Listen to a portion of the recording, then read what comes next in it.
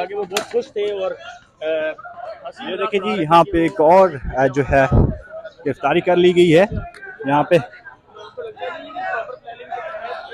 ये देखें जी, यहाँ पे एक और गिरफ्तार कर लिया गया है यहाँ पे जो है। वीडियो क्यों बना रही है?